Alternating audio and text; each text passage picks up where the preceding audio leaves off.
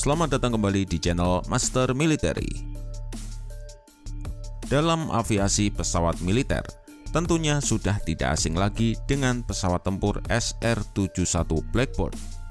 Pesawat besutan Lockheed ini dibuat pada era Perang Dingin atas permintaan Badan Intelijen Amerika Serikat atau CIA. Sebagai pesawat pengintai, SR-71 Blackbird memiliki kemampuan jelajah jarak jauh. Pesawat ini masuk dalam kategori pesawat supersonik karena mampu menjelajah dengan kecepatan sekitar 3 kali kecepatan suara, yaitu 3.540 km per jam, dan mampu menjelajah pada ketinggian 2 kali lipat daripada ketinggian yang dapat dicapai oleh pesawat tempur umumnya. Tapi sayang, masa-masa keemasan SR-71 telah berlalu. Pesawat ini tidak akan terlihat lagi terbang menjelajah cakrawala, dan unit-unit yang tersisa hanya dapat diamati di museum. SR-71 dinyatakan pensiun pada tahun 1998 ketika Kongres dan Angkatan Udara Amerika menyatakan bahwa biaya operasional dan pemeliharaan pesawat ini sangat tinggi. Namun sebelum kita membahas lebih lanjut tentang SR-71 Blackbird, seperti biasa kita intro dulu.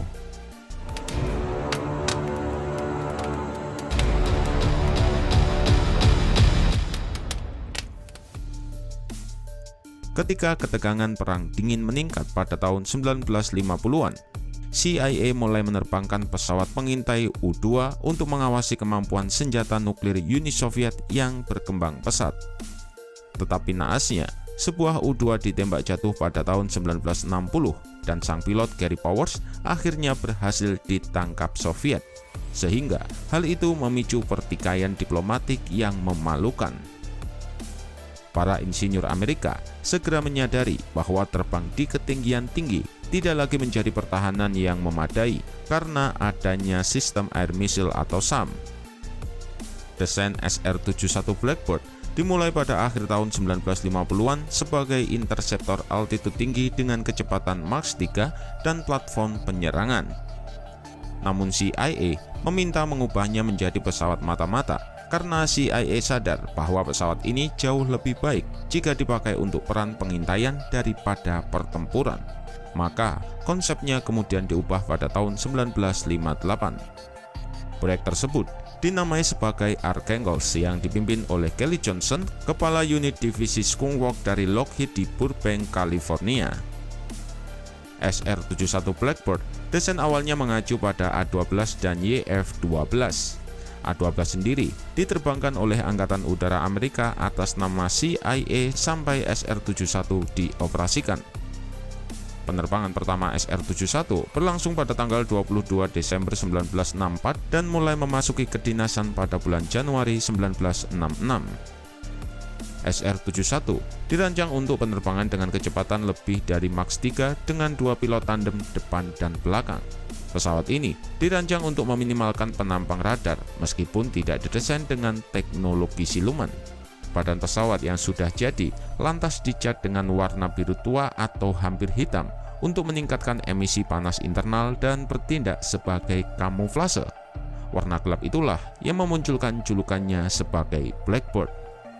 Dengan tidak adanya teknologi siluman yang dibenamkan, pesawat ini pun tentunya dapat dideteksi oleh teknologi radar Soviet. Namun yang menambah masalah adalah tingginya panas exhaust atau gas buang yang dihasilkan mesin SR-71 yang berdampak pada partikel udara di belakangnya yang membuatnya lebih mudah tertangkap oleh radar. Untungnya, Blackbird dibekali radar jammer dan electronic countermeasure untuk membingungkan rudal musuh. Jika pada kebanyakan pesawat, penggunaan titanium dibatasi karena faktor biaya dan hanya digunakan dalam komponen yang terpapar suhu tertinggi. Namun pada SR-71, bahan titanium yang digunakan hingga 85% pada strukturnya. Untuk mengontrol biaya, Lockheed memilih menggunakan paduan titanium yang lebih mudah dilunakkan pada suhu yang lebih rendah. Kaca depan kokpit juga dibuat sedemikian rupa karena suhu bagian luar kaca depan dapat mencapai titik 360 derajat Celcius selama penerbangan. Setelah mendarat, awak pesawat dan kru darat juga harus menunggu beberapa saat agar bodi blackbird mendingin sebelum mereka menyentuhnya. Selain warna dan bahan bakunya yang berbeda dengan pesawat konvensional lainnya, geometri hidung pesawat dan ujung mesin dibuat seramping dan setipis mungkin. Tujuannya adalah untuk melawan efek gelombang kejut atau sonic boom yang berpengaruh terhadap kecepatan pesawat. Gelombang kejut ini muncul pada kasus ketika pesawat bergerak melebihi kecepatan suara.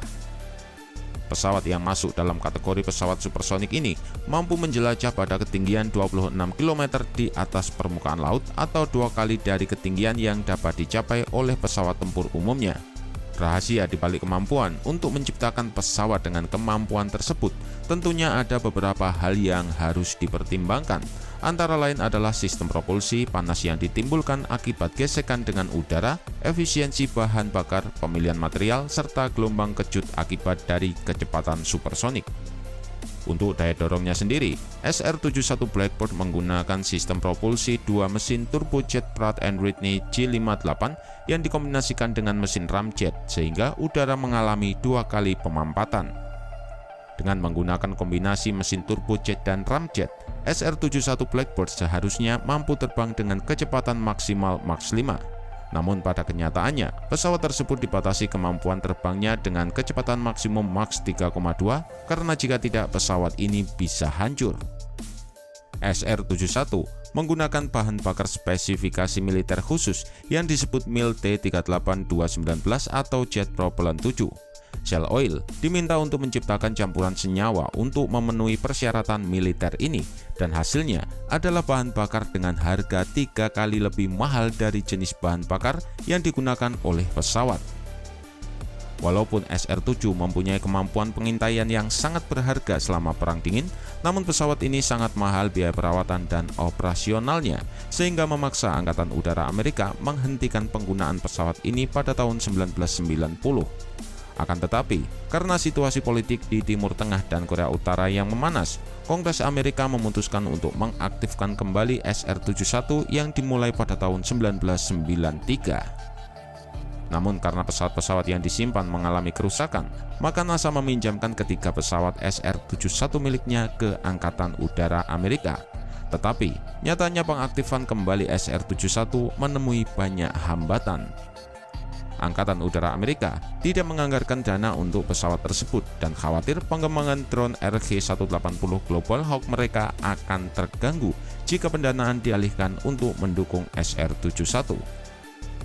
Ketidakpastian biaya bagi SR-71 akhirnya membuat pesawat ini harus dipensiunkan pada tahun 1998. Tetapi ketika pesawat tersebut masih dipakai secara terbatas oleh NASA sampai tahun 2001 sebelum akhirnya benar-benar dipensiunkan.